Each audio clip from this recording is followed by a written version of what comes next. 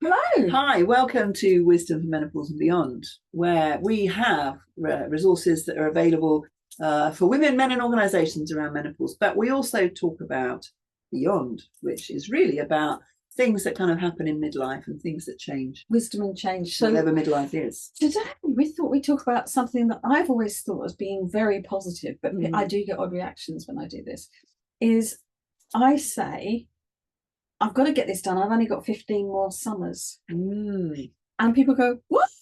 And I said, no, I think it's really positive that if I've only got 15 more summers for a certain, that'll take me to about 70, that sort of area, just beyond, which is kind of interesting because I think, sorry, 80.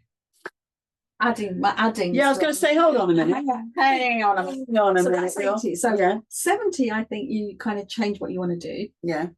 And you think, I don't really want to do that anymore. I want to be slightly different. But 80, I think 80 is a real break point that you think, I really want to do something different now. So I think I've got about 15 more summers to be in this mindset.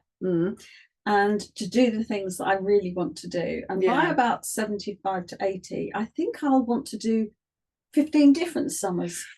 Yeah, and I kind of think that, physically, I think things change. I think people have said to me that, that in their 70s, they kind of think, oh, right, these kind of things. And they said when I got to 80, things kind of changed physically. So certain things I just didn't want to do anymore, things I wasn't able to do anymore, whatever. So it is that kind of thing of, well, do those things that you think you may not be able to do later, do them now. I must admit, I live in this mad world where I'm never going to get physically unable to do anything. So that's my mindset. But it's really, when I was 20, I wanted to do certain things. That at 40, I particularly didn't. And I did things at 40 I don't want to do now. So I actually think, well, if I've only got 15 more summers, it makes me much more positive on my choices. Yeah, I mean, wasting a time. Yeah, it's using a time. So I think we thought life is short, but that's okay. Actually, we think it's really positive. And it was difficult because I've had recently a very good friend died, and he was 2 months younger than me. And I'm wearing this dress because we're going to the funeral next week, and his instruction was don't wear black unless that's the only thing you have in your wardrobe. So embrace colour. So I'm kind of considering wearing something like this.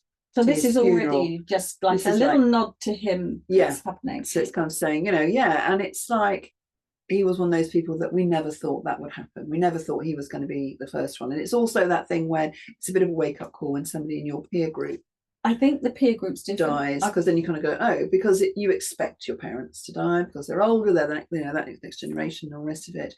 That's the normal order of things. But then when somebody that you've known for like 35 years and the trouble is they don't particularly age. That relationship has deepened, but you never see them as older. So I've unfortunately lost two very, very close friends, very young, and of not in a dramatic way, but from disease is what I'm saying. So but it's so hard. But I took it that both of them lived life to the very end.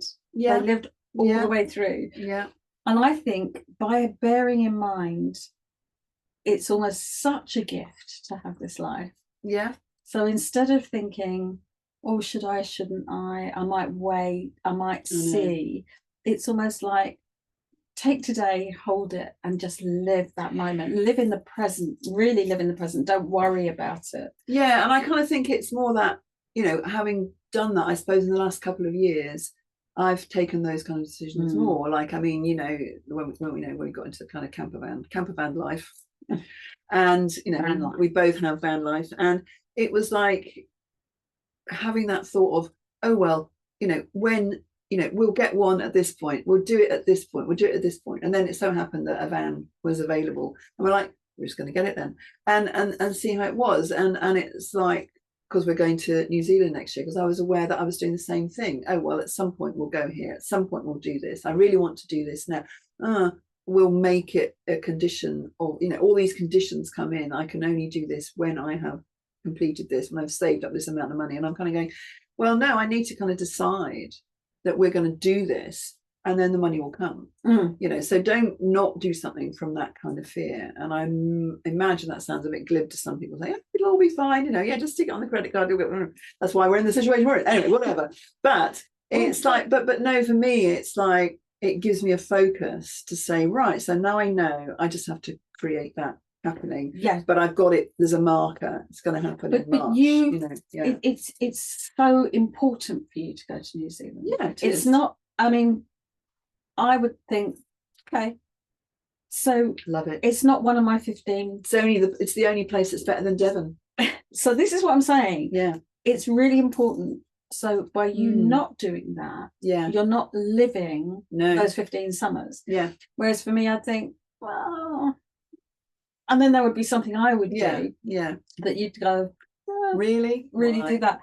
So my dad used to say, do I want it? Can I afford it?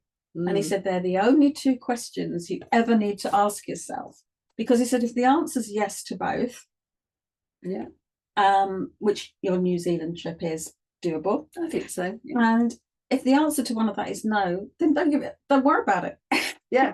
And actually the most important thing is that kind of, do I want to do this? Yes. Do I want to do this? Well, yeah, I do. And it's almost like, I suppose when I was younger, I remember having this thing, you know, that kind of lovely irresponsible attitude you have when you're younger, which is great, where I'd see something. I mean, this particular item, I just remember there was these pair of these pointy blue suede boots.